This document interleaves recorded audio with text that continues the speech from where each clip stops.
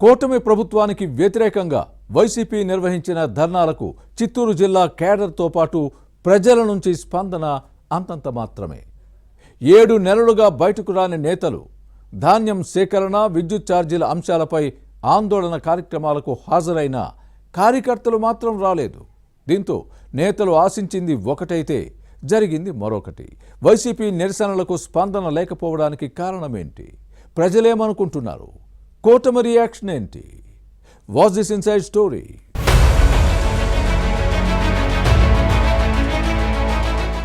అధికారంలో ఉన్నప్పుడు ఏమీ పట్టించుకొని చిత్తూరు జిల్లా వైసీపీ నేతలు ఇప్పుడు కూటమి ప్రభుత్వంపై విరుచుకుపడుతున్నారు. కొత్త సర్కారులో సంక్షేమం శూన్యమంటూ రోడ్డెక్కటం విమర్శలకు తావిస్తోంది. కూటమి ప్రభుత్వానికి వ్యతిరేకంగా ఉద్యమించడం అత్యుత్సాహం అనాలో లేక మరొకటి అనుకోవాలో అన్న చర్చ సాగుతోంది. కూటమి ప్రభుత్వంలో సంక్షేమంతో పాటు అభివృద్ధి కార్యక్రమాలు అమలవుతుంటే వైసీపీ అప్పుడే రోడ్లపైకి వచ్చి ఆందోళన చేయటం ఏంటని ప్రశ్నిస్తున్నారు. ఎన్డీఏ ప్రజా వ్యతిరేక నిర్ణయాలు తీసుకుంటోందని ఆరోపిస్తూ ధర్నాలు చేసి నిరసన తెలపడం వారి మూర్ఖత్వానికి నిదర్శనమన్న కామెంట్లు వస్తున్నాయి. ధాన్యం సేకరణ సరిగా లేదని, కొనుగోలు చేసిన ప్యాడీకి సకాలంలో చెల్లింపులు చేయటం లేదంటూ ఉద్యమించారు.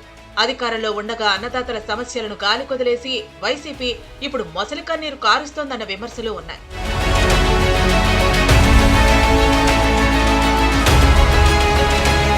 విద్యుత్ ఛార్జీల అంశంపై కూడా ఫ్యాన్ పార్టీ నేతలు రోడ్డెక్కారు. కూటమి ప్రభుత్వం ప్రజలపై భారం మోపి నడ్డి విరిచిందని ఆరోపిస్తూ ఆందోళన చేశారు.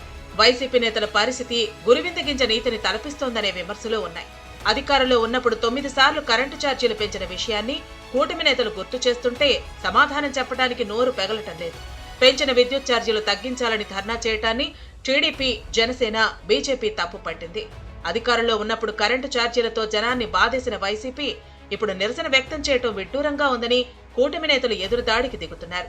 ఎన్డీఏ పార్టీ ప్రశ్నలకు ఫ్యాన్ పార్టీ సమాధానం చెప్పుకోలేని పరిస్థితి ఏర్పడింది.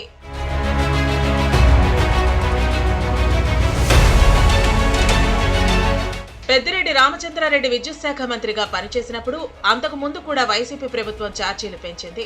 పెద్దిరెడ్డి తనయుడు రాజంపేట వైసీపీ ఎంపీ మిథున్ రెడ్డి ధర్నా నిర్వహించడంపై తెలుగుదేశం నేతలు మూకుమ్మడిగా ఎదురుదాడి చేయడంతో ప్రతిపక్షానికి గుక్క తిప్పుకోలేని పరిస్థితి ఎదురైంది. కూటమి ప్రభుత్వానికి వ్యతిరేకంగా తాము చేస్తున్న ఆందోళనకు ప్రజల నుంచి మద్దతు లభిస్తుందనుకున్నారు. కానీ జనం కాదు కదా, పార్టీ కార్యకర్తలు కూడా పాల్గొనలేదు. దీంతో వైసీపీ నేతలు ధర్నాలు, నిరసన కార్యక్రమాలు వెలవెలపోయాయి. కూటమి ప్రభుత్వంపై ఆందోళన చేయడానికి ఇంత తొందరెందుకని ప్రశ్నిస్తున్నారు.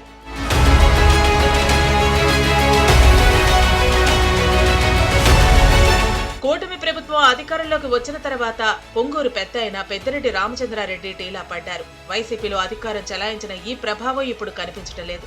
గత ఎన్నికల్లో టీడీపీ అభ్యర్థి చల్లా రామచంద్రారెడ్డిపై వైసీపీ నుంచి పెద్దిరెడ్డి గెలిచినా ఈయన పప్పులు ఉడకటం లేదు.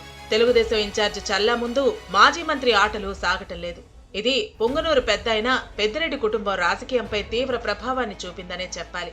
కూటమి అధికారంలోకి వచ్చి 7 నెలలు గడిచినా పొంగనూరు నియోజకవర్గంలో కానీ, చిత్తూరు జిల్లాలో మాజీ మంత్రి కుటుంబం అడుగుపెట్టిన సందర్భాలు చాలా అరుదు. కానీ విద్యుత్ ఛార్జీలపై ఇటీవల జరిగిన ఆందోళనలో తండ్రి తనయుడు పాల్గొనటం వైసీపీలో చర్చనీయాంశంగా మారింది.